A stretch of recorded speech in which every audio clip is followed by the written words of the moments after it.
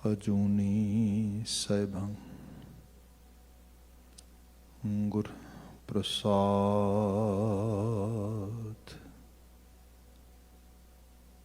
सतनाम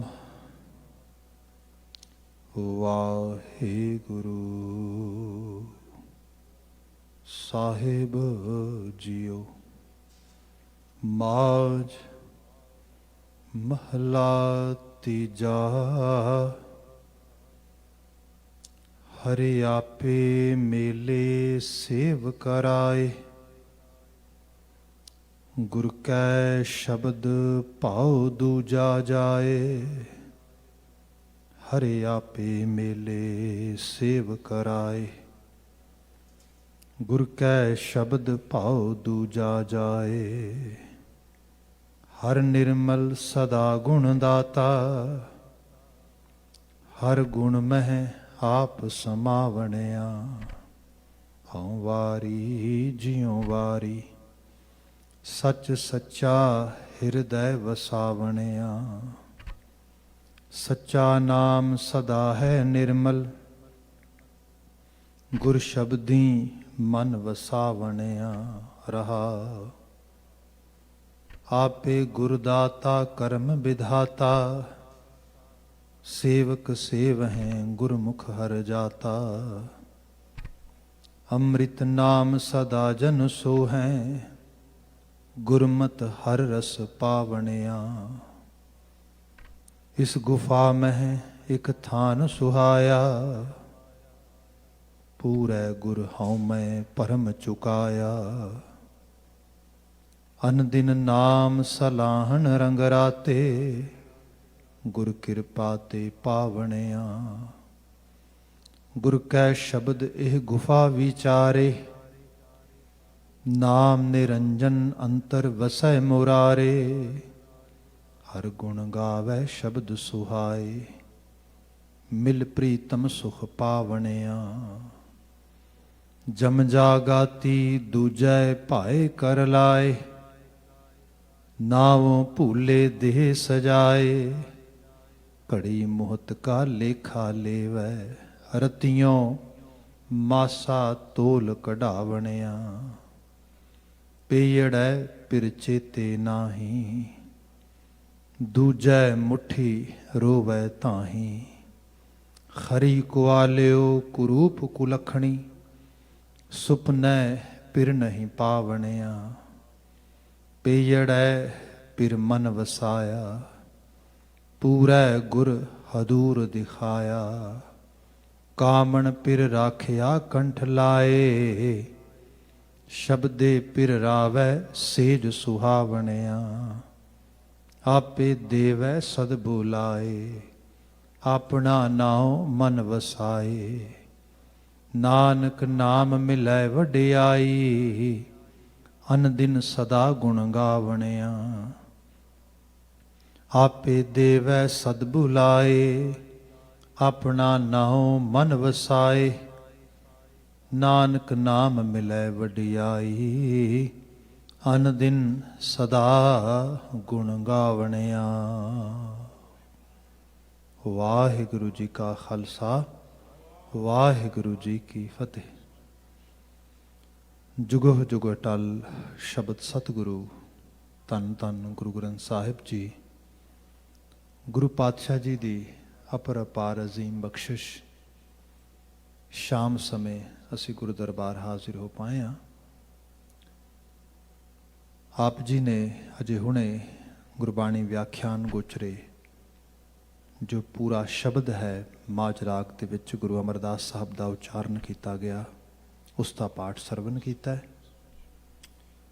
इस पावन बचन की विचार असी पिछों करते आ रहे हैं। कुछ गाल बने के 5 पदे असी विचारे ने। 6 नंबर बंद की विचार कल असी कर रहे सीगे। सो उसी अगे उन्होंने विचार ना पाए। उदी बड़ी बुनियादी बिनतियां करदियां कुछ उहदे प्लॉट नूं डिस्कस करदियां साडा समा लगा। अज यतन करांगे ये जो पिछलेरे 3 पदे ने इन्हां नूं अरथा सकीए।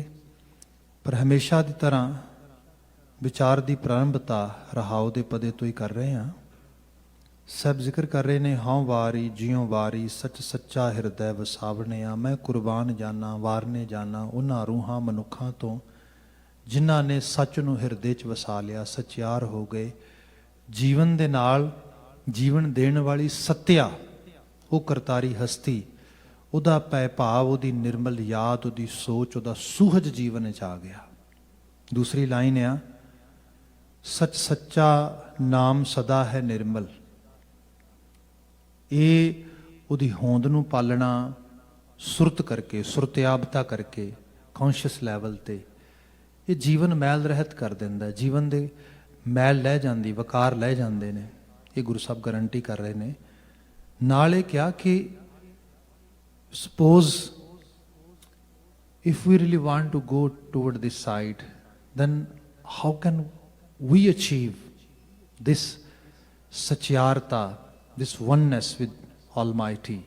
Then Baba Ji is giving here suggestion, Gur Shabdi Man Vasavanaya। ਗੁਰੂ ਕੇ ਸ਼ਬਦ ਦੇ ਜ਼ਰੀਏ ਇਹ ਚੀਜ਼ ਅਸੀਂ ਪ੍ਰਾਪਤ ਕਰ ਸਕਦੇ ਹਾਂ।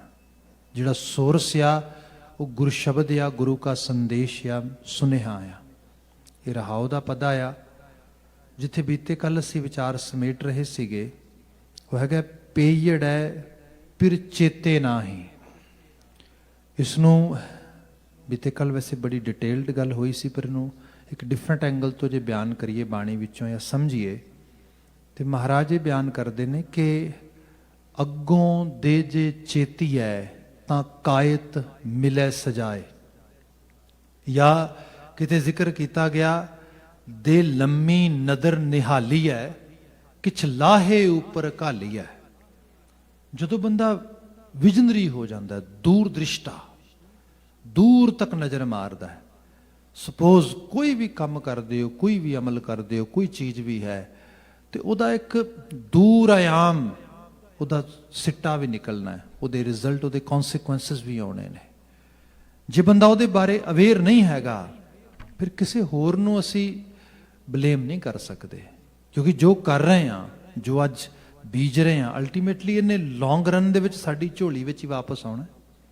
ਫਿਰ ਇੱਥੇ ਹੈ ਮਨੁੱਖੀ ਮਨ ਦੀ ਇੱਕ ਖਾਹਿਸ਼ ਆ। ਗੁਰੂ ਬਾਬਾ ਜੀ ਕਹਿੰਦੇ, ਸੁਖ ਕੋ ਮੰਗੈ ਬਹੁਤ ਬਹੁਤ ਦੁੱਖ ਨਾ ਮੰਗੈ ਕੋਏ। ਹਰ ਬੰਦਾ ਇੱਕੋ ਹੀ ਡਿਜ਼ਾਇਰ ਰੱਖਦਾ ਹੈ, ਸੁਖੀ ਹੋਵਾਂ, ਬਹੁਤ ਸੁਖੀ ਹੋਵਾਂ, ਖੁਸ਼ੀਆਂ ਆਉਣ ਤੇ ਬਹੁਤ ਖੁਸ਼ੀਆਂ ਆਉਣ, ਬਸ ਵੱਧਦਾ ਹੀ ਰਵਾਂ, ਵਧਾਈ ਮਿਲੇ, ਇਹੀ ਚੀਜ਼ ਮਿਲਦੀ ਰਹੇ। ਪਰ ਸਭ ਕਹਿੰਦੇ ਚੇਤੇ ਰੱਖੀ, ਸੁਖ ਕੋ ਮੰਗੈ ਬਹੁਤ ਬਹੁਤ ਦੁੱਖ ਨਾ ਮੰਗੈ ਕੋਏ। ਸੁਖ ਹੈ ਕੋ ਦੁੱਖ ਅਗਲਾ। ਜਿੰਨੀ ਸੁਖ ਦੀ ਖਾਸ਼ ਰੱਖੀ, ਦੁੱਖ ਅੱਗੋਂ ਹੋ ਕੇ ਆ ਗਿਆ। ਬਲਕਿ ਜੋ ਸੋਚਿਆ ਚਿਤਵਿਆ ਨਹੀਂ ਸੀਗਾ, ਉਹ ਹੋ ਰਿਹਾ। ਸੋ ਇਹ ਮਿਸਮੈਚ ਜਿਹੜੀ ਹੈਗੀ, ਮੈਚ ਕਿਵੇਂ ਹੋ ਗਿਆ ਇਸ ਰੂਪ ਦੇ ਵਿੱਚ? ਇਹਨੂੰ ਗੁਰੂ ਬਾਬਾ ਜੀ ਕਹਿੰਦੇ ਇਸ ਤਰ੍ਹਾਂ ਹੀ ਹੈ, ਜਿਵੇਂ ਪੇਕੇ ਘਰ ਵਿੱਚ ਬੈਠੀ ਇੱਕ ਬੱਚੀ, ਪੰਜਾਬ ਦੇ ਉਸ ਸਬ ਕੌਂਟੀਨੈਂਟ ਦੇ ਅੰਦਰ, ਪੰਜਾਬ ਦੇ ਉਸੇ ਸਾਊਥ ਏਸ਼ੀਅਨ ਸਬ ਕੌਂਟੀਨੈਂਟ, ਉਸ ਖਿੱਤੇ ਦੇ ਰੀਜਨਲ ਕਲਚਰ ਵਿੱਚੋਂ ਬਾਤ ਕੀਤੀ ਗਈ ਕਿ ਪੇਕੇ ਘਰ ਵਿੱਚ ਬੈਠੀਆਂ ਬੱਚੀਆਂ ਸਹੁਰੇ ਘਰ ਦਾ ਚੱਜ ਆਚਾਰ ਸਿੱਖਦੀਆਂ ਨੇ। ਉੱਥੇ ਕਢਾਈ, ਬੁਣਾਈ, ਚਰਖਾ ਕੱਤਣਾ, ਭਾਂਡੇ ਸਾਂਭਣੇ, ਸਭ ਹਰ ਚੀਜ਼, ਕਿਉਂਕਿ ਉੱਥੇ ਉਹਨਾਂ ਨੇ ਜਾ ਕੇ ਇਹ ਸਭ ਕਾਰਜ ਕਰਕੇ ਮਾਣ ਸਤਿਕਾਰ ਹਾਸਲ ਕਰਨਾ। ਅਦਰਵਾਈਜ਼ ਕੋਈ ਮਾਣ ਸਤਿਕਾਰ ਨਹੀਂ ਮਿਲਣਾ, ਫਿਰ ਤੇ ਉਹ ਬਾਤ ਨਹੀਂ ਬਣੇਗੀ। ਹਾਲਾਂਕਿ ਇਸ ਕਲਚਰ ਦੇ ਇਸ ਜਿਹੜਾ ਇਹ ਸਾਰੇ ਦਾ ਸਾਰਾ ਇੱਕ ਵਿਸ਼ਵਾਸ, ਇੱਕ ਕਲਚਰਲ ਐਕਸਰਸਾਈਜ਼ ਸੀਗੀ, ਗੁਰੂ ਬਾਬਾ ਜੀ ਨੇ ਇਹਨੂੰ ਵੀ ਤੋੜਿਆ। ਇਹਨੂੰ ਤੋੜ ਕੇ ਇੱਕ ਨਵੇਂ ਰੋਲ ਵਿੱਚ ਵੀ ਫੈਮਿਨਨ ਜਿਹੜਾ ਸਾਡਾ ਪਾਪੂਲੇਸ਼ਨ ਦਾ ਹਿੱਸਾ ਸੀਗਾ, ਉਹਨੂੰ ਲੈ ਕੇ ਆਏ। ਕਿਉਂਕਿ ਜਿੰਨੀ ਦੇਰ ਤੱਕ ਅੱਜ ਦੀ ਗੱਲ ਵੀ ਹੈ, ਅੱਜ ਤੁਸੀਂ ਜਿਨ੍ਹਾਂ ਸਮਾਜਾਂ ਨੂੰ ਇਹ ਮੰਨਿਆ ਜਾਂਦਾ ਕਿ ਇਹ ਸਮਾਜ ਤਰੱਕੀ ਕਰਨਗੇ, ਇਹ ਸਮਾਜ ਅੱਗੇ ਵਧਣਗੇ, ਉਹਨਾਂ 'ਚ ਸਭ ਤੋਂ ਪਹਿਲਾਂ ਵਿਮਨ ਦੀ ਕੰਡੀਸ਼ਨ ਦੇਖੀ ਜਾਂਦੀ ਹੈ। ਉਹਨਾਂ ਦੀ physical health, mental health, spiritual health, ਉੱਥੇ ਧਿਆਨ ਮਾਰਿਆ ਜਾਂਦਾ। ਜੇ ਉਹ ਵਾਜਬ ਹੈ, ਹੁਣ ਜਿਨ੍ਹਾਂ ਸਮਾਜਾਂ ਦੇ ਵਿੱਚ ਔਰਤ ਦੀ ਫਿਜ਼ੀਕਲ ਹੈਲਥ ਹੀ ਠੀਕ ਨਹੀਂ, 80% ਔਰਤਾਂ ਜਿਹੜੀਆਂ ਨੇ ਉਹਨਾਂ 'ਚ ਹੋਮੋਗਲੋਬਿਨ ਹੀ ਪੂਰਾ ਨਹੀਂ ਹੈਗਾ, ਉਹਨਾਂ 'ਚ ਕੈਲਸ਼ੀਅਮ ਹੀ ਪੂਰਾ ਨਹੀਂ ਹੈਗਾ, ਉਹਨਾਂ 'ਚ ਮਤਲਬ ਇਹੀ ਫਿਜ਼ੀਕਲ ਹੈਲਥ ਹੀ ਠੀਕ ਨਹੀਂ ਹੈਗੀ, ਬੱਚੇ ਕੈਸੇ ਹੋਣਗੇ? ਆਉਣ ਵਾਲੀਆਂ ਜਨਰੇਸ਼ਨਸ ਕੈਸੀਆਂ ਹੋਣਗੀਆਂ? ਕੋਈ ਲੋੜ ਹੀ ਨਹੀਂ ਬਹੁਤਾ ਸੋਚਣ ਦੀ। ਜੇ ਸਪੋਜ਼ ਕਰੋ ਫਿਜ਼ੀਕਲ ਹੈਲਥ ਕੁਝ ਠੀਕ ਹੈ, ਮੈਂਟਲ ਹੈਲਥ ਹੀ ਠੀਕ ਨਹੀਂ ਹੈ, ਉਹਨਾਂ ਦੇ ਅੰਦਰ ਹਰ ਵਕਤ ਰੋਣਾ, ਸਿਸਕਣਾ, ਕੁਰਲਾਣਾ, ਪਿੱਟਣਾ, ਸਿਆਪਾ ਹੀ ਪਿਆ ਆ। ਮਨ ਦੀ ਦੁਨੀਆ 'ਚ ਕਲਾ ਕਲੇਸ਼ ਹੀ ਪਿਆ ਆ। ਬੱਚਿਆਂ ਦੀ ਮਾਨਸਿਕ ਹਾਲਤ ਕੈਸੀ ਹੋਏਗੀ, ਸੋਚ ਕੇ ਦੇਖ ਲਓ ਤੁਸੀਂ। ਸਪਿਰਿਚੁਅਲ ਸਾਈਡ ਤੋਂ ਲੈ ਲਓ, ਜਿਨ੍ਹਾਂ ਨੂੰ ਕੁਝ ਪਤਾ ਹੀ ਨਹੀਂ ਸਪਿਰਿਚੁਅਲਿਟੀ, ਰੂਹਾਨੀਅਤ ਹੁੰਦੀ ਕੀ, ਅਧਿਆਤਮਕ ਤਲ ਦੇ ਉੱਤੇ ਅਹਿਸਾਸ ਹੀ ਨਹੀਂਗਾ, ਨਾ ਉਹਨਾਂ ਨੂੰ ਉਸ ਲੈਵਲ ਤੇ ਐਜੂਕੇਟ ਕੀਤਾ, ਨਾ ਅੰਗੇਜ ਕੀਤਾ, ਬੱਚਿਆਂ ਦੀ ਹਾਲਤ ਕੈਸੀ ਹੋਏਗੀ। ਉੱਥੇ ਹਾਂ ਇਹੋ ਜਿਹੇ ਬੋਲ ਲੋਕੀ ਪੜ੍ਹੀ ਜਾਣਗੇ, ਉਹ ਵੀ ਜਨਨੀ ਜਨੈ ਤੋਂ ਭਗਤ ਜਨ ਕਹਿ ਦਾਤਾ ਕਿਆ ਸੂਰ, ਨਹੀਂ ਤਾਂ ਜਨਨੀ ਬਾਂਝ ਰਹਿ ਕਾਹੇ ਗਵਾਵੇ ਨੂਰ। ਇਹ ਗੁਰਮਤ ਨਹੀਂ ਗੀ, ਇਹ ਗੁਰੂ ਕਾ ਸਕੂਲ ਆਫ ਥਾਟ ਨਹੀਂ ਹੈਗਾ। ਇਹ ਰਿਸਪੌਂਸਿਬਿਲਿਟੀ ਜਨਨੀ ਤੇ ਨਹੀਂ ਹੈਗੀ, ਨੋ ਨੋ। ਇਹ ਪੂਰੇ ਸੋਸ਼ਲ ਸਟਰਕਚਰ ਤੇ ਆਉਂਦੀ ਹੈ, ਪੂਰੇ ਫੈਮਿਲੀ ਇਨਵਾਇਰਨਮੈਂਟ ਤੇ ਆਉਂਦੀ ਹੈ। ਕੱਲਾ ਉਹਨੂੰ ਕਹਿ ਦੇਣਾ ਕਿ ਹਾਂ ਇੱਥੇ ਇਸੇ ਕਰਕੇ ਮਾਂ ਨੂੰ ਉਲਾਮਾ ਦੇਈ ਜਾਂਦੇ ਸਭ ਚੀਜ਼ਾਂ, ਭਾਈ ਉਹ ਤੇ ਆਪ ਬਾਏ ਪ੍ਰੋਡਕਟ ਹੈ ਸੋਸਾਇਟੀ ਦਾ। ਜਿੱਥੇ ਸੋਸ਼ਲ ਸਟਰਕਚਰ ਹੀ ਬਿਲਡ ਨਹੀਂ ਹੋਇਆ, ਜਿੱਥੇ ਪਰਿਵਾਰਕ ਕਦਰਾਂ ਕੀਮਤਾਂ ਹੀ ਨਹੀਂ ਬਿਲਡ ਹੋਈਆਂ, ਉੱਥੇ ਕੀ ਬਾਤ ਹੋਏਗੀ। ਤੇ ਇਸ ਸਾਰੇ ਦਾ ਇਹ ਵੀ ਚੀਜ਼ ਚੇਤੇ ਰੱਖੀਏ, ਜਿਸ ਜਗ੍ਹਾ ਦੇ ਉੱਤੇ ਬੜੀ ਗਿਲਟੀ ਪੇਨ ਹੋਏ ਨਾ, ਗਿਲਟ ਫੀਲ ਕਰਦਾ ਹੋਏ ਬੰਦਾ, ਉੱਥੇ ਫਿਰ ਇਹ ਵੀ ਹੁੰਦਾ ਆ, ਕੰਜਕਾਂ ਪੂਜ ਲਵੋ। ਇਸਤਰੀ ਨੂੰ ਵੈਸੇ ਤਾਂ ਦਰਜਾ ਦਿੱਤਾ ਨਹੀਂਗਾ ਕੋਈ ਵੀ। ਹਾਂ ਇੱਕ ਦਿਨ ਲਿਆ ਕੇ 4 ਲੜਕੀਆਂ ਇਕੱਠੀਆਂ ਕਰਕੇ ਉਹਨਾਂ ਦੇ ਪੈਰ ਧੋ ਕੇ ਪੀ ਲਓ, ਇਹ ਤਾਂ ਬੜਾ ਆਸਾਨ ਆ।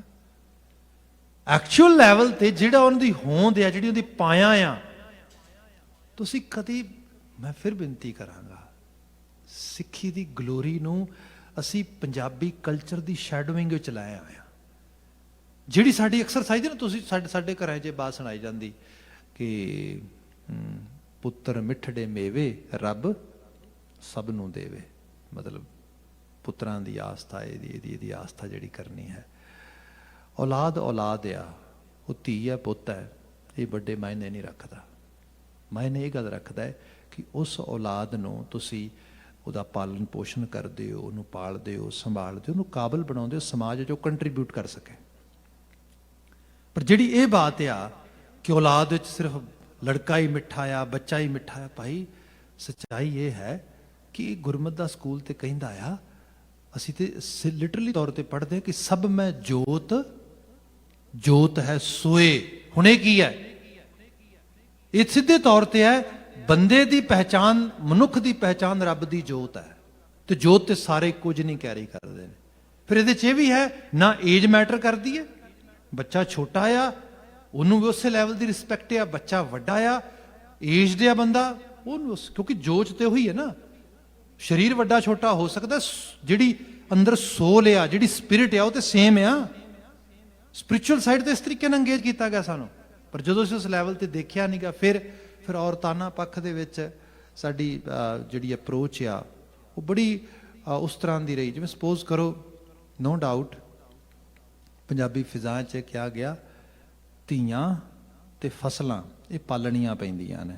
ਹਾਂ ਭਾਈ ਬਿਲਕੁਲ, ਇਸ ਕਰਕੇ ਕਿਉਂਕਿ ਲਟੇਰੇ ਆਉਂਦੇ ਨੇ, ਜਿਹੜਾ ਹੈਗਾ ਕ੍ਰੋਸ ਦਾ ਬਾਰਡਰ, ਦਰਿਆ ਸਿੰਧ ਤੋਂ, ਦर्रा ਖੈਬਰ ਤੋਂ ਮੁਹਿੰਮਾਂ ਹੁੰਦੀਆਂ ਸੀਗੀਆਂ, ਫਸਲਾਂ ਵੀ ਲੁੱਟਦੇ ਸੀ, ਔਰਤ ਨੂੰ ਵੀ ਬਾਜ਼ਾਰ 'ਚ ਵੇਚਣ ਵਾਸਤੇ ਲੈ ਕੇ ਜਾਂਦੇ ਸੀਗੇ।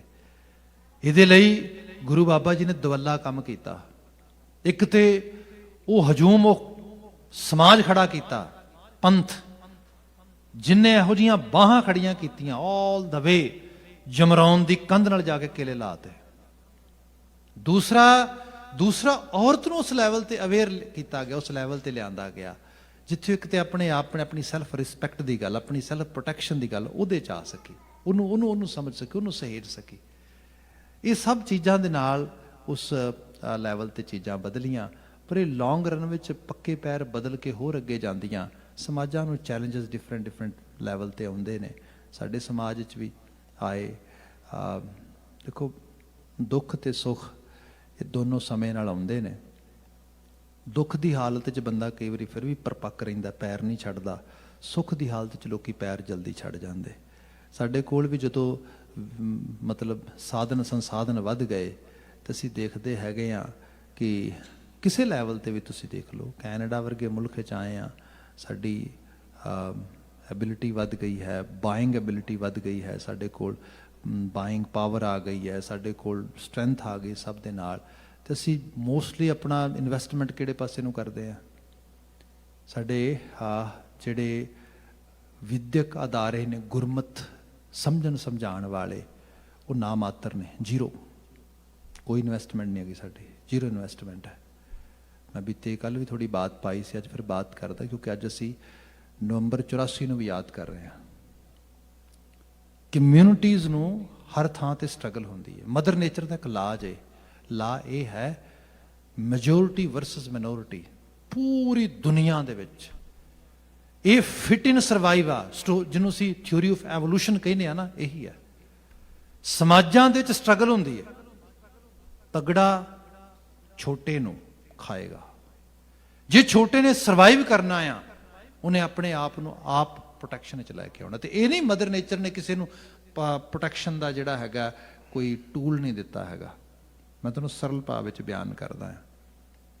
ਜਿਵੇਂ ਅੱਜ ਕੱਲ੍ਹ ਅਸੀਂ ਦੇਖਦੇ ਹਾਂ ਨਾ, ਸਾਨੂੰ, ਮੈਂ ਥੋੜ੍ਹਾ ਲਿਟਰੇਚਰ ਪੜ੍ਹ ਰਿਹਾ ਸੀ ਇਸ ਲੈਵਲ ਦਾ, ਸਾਨੂੰ ਅੱਜ ਕੱਲ੍ਹ ਇੱਥੇ ਇਹਨਾਂ ਮੁਲਕਾਂ 'ਚ ਐਲਰਜੀ ਬਹੁਤ ਹੋ ਰਹੀ ਹੈ।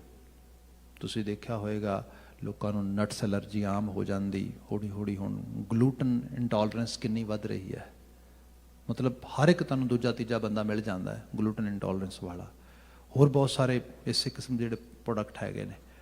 ਇਹਦੇ ਬਾਰੇ ਜੇ ਤੁਸੀਂ ਬਾਇਓ ਇੰਜੀਨੀਅਰਿੰਗ ਸਾਈਡ ਤੋਂ ਆ ਜਾਓ, ਉਹਨੂੰ ਪੂਰੀ ਤਰ੍ਹਾਂ ਡਿਟੇਲ 'ਚ ਦੇਖੋ, ਤਾਂ ਪਤਾ ਲੱਗਦਾ ਕਿ ਮਦਰ ਨੇਚਰ ਦੇ ਕੁਝ ਬੁਨਿਆਦੀ ਰੂਲਸ ਤੇ ਅਸੂਲਸ ਨੇ ਜਿਨ੍ਹਾਂ ਨੂੰ ਅਸੀਂ ਜੇ ਸਮਝਾਂਗੇ ਨਹੀਂ, ਈਵਨ ਫੂਡ ਇਨਟੇਕ ਵਾਸਤੇ ਵੀ, ਤੇ ਸਾਨੂੰ ਇਹ ਸਟਰਗਲ ਰਹੇਗੀ। ਜਿਵੇਂ ਦੇਖੋ ਕਿ ਜਿੰਨੇ ਤਰ੍ਹਾਂ ਦਾ ਵੀ ਗ੍ਰੇਨ ਆ, ਭਾਵੇਂ ਉਹ ਵੀਟ ਆ, ਭਾਵੇਂ ਉਹ ਪੈਡੀ ਹੈ, ਜਿਹਨੂੰ ਅਸੀਂ ਝੋਨੇ ਦੇ ਬੀਜ ਕਹਿ ਦਿੰਦੇ ਆ, ਕਣਕ ਆ, ਕੋਈ ਵੀ ਚੀਜ਼ ਆ, ਕੁਦਰਤੀ ਤੌਰ ਤੇ ਉਹਨਾਂ ਦੇ ਵਿੱਚ ਕੁਦਰਤ ਨੇ ਇੱਕ ਇਹੋ ਜਿਹਾ ਕੈਮੀਕਲ ਬਾਏ ਬਰਥ ਭੇਜਿਆ ਉਹਨਾਂ ਦੇ ਨਾਲ। ਜਿਵੇਂ ਸਪੋਜ਼ ਕਰੋ ਕਣਕ ਜਿਵੇਂ ਤੁਸੀਂ ਜ਼ਮੀਨ ਵਿੱਚ ਬੀਜੀ, ਜ਼ਮੀਨ ਦੋਸ਼ ਕੀਤੀ, ਤੇ ਉਹਨੇ ਉੱਗਣਾ ਹੈ, ਤੇ ਉੱਗਣ ਤੋਂ ਪਹਿਲਾਂ ਕੀ ਹੋ ਜਾਣਾ, ਕਦੀ ਆਪਨੇ ਦੇਖਿਆ ਹੋਏਗਾ ਕਿ ਜਦੋਂ ਲੋਕੀ ਝੋਨੇ ਦੀ ਪਨੀਰੀ ਬੀਜਦੇ ਸੀ, ਸ਼ਾਇਦ ਆਪਨੇ ਦੇਖਿਆ ਹੋਏਗਾ ਉਸ ਵਕਤ, ਵੈਸੇ ਝੋਨਾ ਬਾਹਰ ਪਿਆ ਰਹੇ, ਬਹੁਤ ਘੱਟ ਪੰਛੀ ਖਾਣਗੇ, ਖਾਂਦੀਆਂ ਚਿੜੀਆਂ ਵਗੈਰਾ ਚੁੱਕ ਚੁੱਕ ਕੇ, ਪਰ ਉਸ ਲੈਵਲ ਤੇ ਨਹੀਂ। ਜਿਵੇਂ ਤੁਸੀਂ ਬੀਜ ਦਿਓਗੇ ਤੇ ਇੱਕ ਦਿਨ ਜਾਂ 2 ਦਿਨ ਬਾਅਦ ਉਹਨੂੰ ਚੁਗਣ ਵਾਲੇ ਜ਼ਿਆਦਾ ਆ ਜਾਣੇ। ਕਿਉਂ? ਕਿਉਂਕਿ ਉਹ ਨਰਮ ਹੋ ਗਿਆ। ਉਹਦੇ ਚੋਂ ਜਿਹੜਾ ਉਹਦਾ ਛਿਲਕ ਆ, ਜਿਹੜਾ ਉਹਦਾ ਉੱਤੇ ਉਹਦਾ ਸ਼ੈਲ ਆ, ਉਹ ਉਤਾਰਨਾ ਈਜ਼ੀ ਹੋ ਗਿਆ ਪੰਛੀਆਂ ਵਾਸਤੇ, ਈਵਨ ਕੀੜੇ ਮਕੌੜੇ ਖਾਣ ਲਈ ਤਿਆਰ ਹੋ ਜਾਣਗੇ। ਜਾਂ ਤੁਸੀਂ ਜਿਹੜਾ ਹੈਗਾ ਕਣਕ ਆ, ਕਣਕ ਵੈਸੇ ਪਈ ਹੋਏ, ਵੈਸੇ ਜਾਨਵਰ ਚੁਗਣ ਲਈ ਨਹੀਂ ਆਉਣਗੇ, ਪਰ ਤੁਸੀਂ ਬੀਜ ਦਿਓਗੇ ਫਿਰ ਦੇਖੋਗੇ ਚਿੜੀਆਂ ਪੈਣੀਆਂ ਸ਼ੁਰੂ ਹੋ ਜਾਣਗੀਆਂ ਉਹਦੇ ਵਿੱਚ। ਐਕਚੁਅਲ ਲੈਵਲ ਤੇ ਹੁੰਦਾ ਕੀ ਹੈ ਕਿ ਚਲੋ ਬਾਹਰੋਂ ਪੰਛੀ ਜਾਨਵਰ ਜਿਹੜੇ ਪੈਂਦੇ ਉਹ ਤੇ ਚੁਗਦੇ ਨੇ, ਪਰ ਜਿਹੜੇ ਜ਼ਮੀਨ ਦੇ ਵਿੱਚ ਵੀ ਕੀੜੇ ਨੇ ਉਹਨਾਂ ਨੂੰ ਵੀ ਫੂਡ ਚਾਹੀਦਾ। ਛੋਟੇ ਛੋਟੇ ਜਿਹੜੇ ਇਨਸੈਕਟ ਅੰਦਰ ਬੈਠੇ ਨੇ ਜ਼ਮੀਨ ਦੇ। ਜਦੋਂ ਬੀਜ ਜ਼ਮੀਨ ਦੀ ਗਰਮੀ ਦੇ ਨਾਲ ਥੋੜਾ ਜਿਹਾ ਨਰਮ ਹੋ ਕੇ ਉੱਗਣ ਲੱਗਦਾ ਆ, ਉਹਦੇ ਵਿੱਚ ਕੁਦਰਤੀ ਤੌਰ ਤੇ ਕੁਝ ਟੌਕਸਿਕਸ ਪਾਏ ਹੋਏ ਨੇ ਮਦਰ ਨੇਚਰ ਨੇ। ਉਹ ਆਪਣੇ ਆਲੇ ਦੁਆਲੇ ਥੋੜੀ ਜਗ੍ਹਾ ਦੇ ਵਿੱਚ ਉਹ ਜ਼ਹਿਰ ਫੈਲਾ ਦਿੰਦਾ।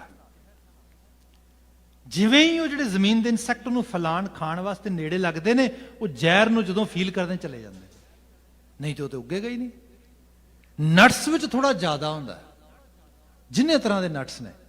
ਇਸ ਕਰਕੇ ਸਾਡੇ ਜੇ ਤੁਸੀਂ ਪੁਰਾਣਾ ਜਿਹੜਾ ਐਂਸ਼ੀਅੰਟ ਫੂਡ ਖਾਣ ਦਾ ਰੂਲ ਦੇਖੋਗੇ, ਉਹਦੇ 'ਚ ਹੁੰਦਾ ਸੀਗਾ ਨਟਸ ਹਮੇਸ਼ਾ ਭਿਉਂ ਕੇ ਖਾਓ। ਅਨਾਜ ਵੀ, ਈਵਨ ਦਾਲਾਂ ਵੀ ਪਹਿਲਾਂ ਭਿਉਂ, ਚਣੇ ਮਾਈਆਂ ਭਿਉਂਦੀਆਂ ਹੁੰਦੀਆਂ, ਤੁਹਾਨੂੰ ਸ਼ਾਇਦ ਪਤਾ ਹੋਏਗਾ। 12-12, 14-14 ਘੰਟੇ ਭਿੱਜੇ ਪਏ ਰਹਿੰਦੇ ਹੁੰਦੇ ਸੀ। ਛਿੱਲਕ ਵਾਲੀ ਜਿੰਨੀ ਦਾਲ ਸੀ ਭਿਉਣੀ ਪੈਂਦੀ ਸੀ ਪਹਿਲਾਂ, ਤਾਂ ਕਿ ਉਹਦਾ ਜਿਹੜਾ ਕੈਮੀਕਲ ਰਿਐਕਸ਼ਨ ਹੈ ਪੂਰਾ ਹੋ ਜਾਏ, ਸਟਮਕ ਵਿੱਚ ਜਾ ਕੇ ਫਿਰ ਤੰਗ ਨਹੀਂ ਕਰੇਗਾ, ਗੈਸ ਨਹੀਂ ਬਣੇਗੀ, ਜਿਹੜੀ ਉਸ ਕਿਸਮ ਦੀ ਜਿਹੜੀ ਹੈ ਉਹ ਬਲੋਟਿੰਗ ਵਗੈਰਾ ਉਹ ਸਭ ਚੀਜ਼ਾਂ ਨਹੀਂ ਹੋਣਗੀਆਂ। ਇਹ ਸਾਰਾ ਕੁਝ ਪ੍ਰੋਸੈਸ ਸੀਗਾ ਉਹਦਾ। ਇਹਦੇ ਸਾਰੇ 'ਚ ਕੁਦਰਤ ਨੇ ਕੀ ਪਾਇਆ? ਸਰਵਾਈਵਲ ਕਿਟ ਦਿੱਤੀ ਨਾਲ।